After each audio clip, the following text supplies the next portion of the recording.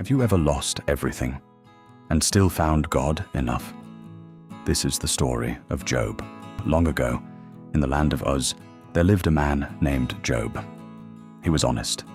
He was faithful. He feared God and turned away from evil.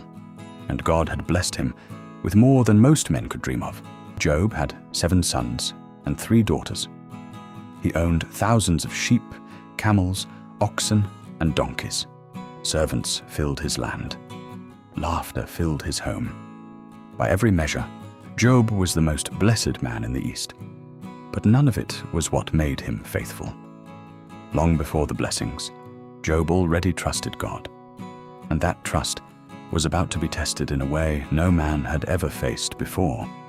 In the unseen courts of heaven, an accuser came before God. He claimed Job only loved God because of all he had been given. "Take it all away," he said, "and Job will curse you." God allowed the test, not because he doubted Job, but because he knew the truth. Job's faith was real. In a single day, everything changed. Raiders stole Job's oxen and donkeys. Fire fell from the sky and consumed his sheep. More raiders took his camels.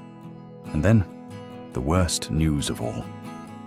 While his sons and daughters were gathered together, a mighty wind struck the house. It collapsed, and all 10 of his children were gone. In one day, Job lost his wealth. He lost his servants. He lost every single one of his children. Job tore his robe in grief. He shaved his head. He fell to the ground. And then, in the depths of unimaginable loss, he said words that would echo for thousands of years. "Naked I came into this world, and naked I will leave it. The Lord gave, and the Lord has taken away. Blessed be the name of the Lord." He did not curse God, not once. But the test was not over. Job's body broke next. Painful sores covered him from head to foot. He sat in ashes, scraping his skin, in agony every single day. His wife urged him to give up. His friends came, not to comfort him, but to accuse him. "You must have sinned," they said. "God is punishing you." For chapter after chapter, they argued. They blamed him.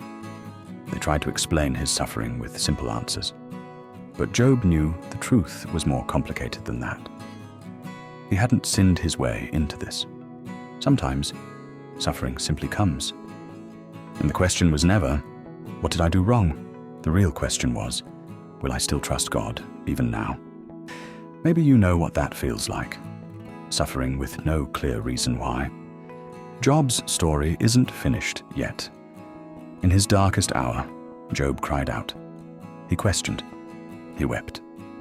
He even asked God why he was born. But through every chapter of pain, Job never let go of God. He said something remarkable in the middle of his suffering.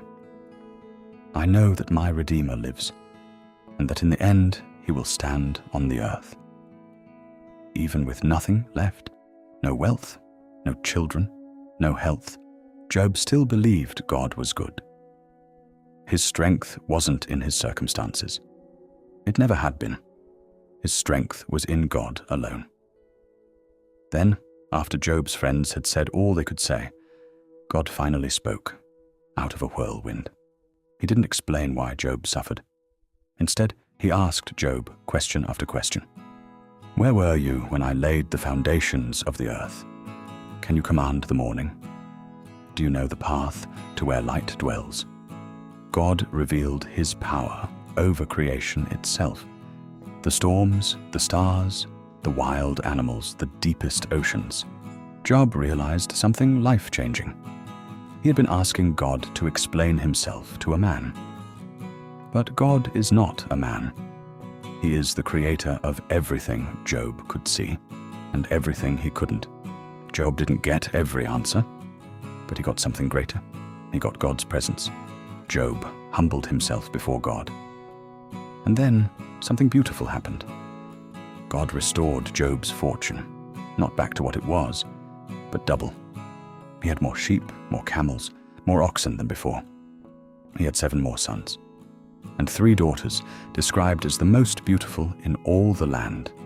Job lived to see his children's children, 4 generations, and died old and full of days. The man who lost everything ended his life more blessed than when he began. Job's story isn't really about wealth or even about suffering. It's about where your strength comes from when everything else is gone. Maybe today you're not facing Job's exact trial, but maybe you know what it's like to feel like you have nothing left to hold on to. Job teaches us this: God doesn't need to explain every why for him to still be your strength. He was Job's strength before the test. He was Job's strength during the test. And he was Job's strength after the test. He can be yours too. Whatever you're carrying today, you don't have to carry it alone. God is alive, and he is your strength. Subscribe for more stories like this one.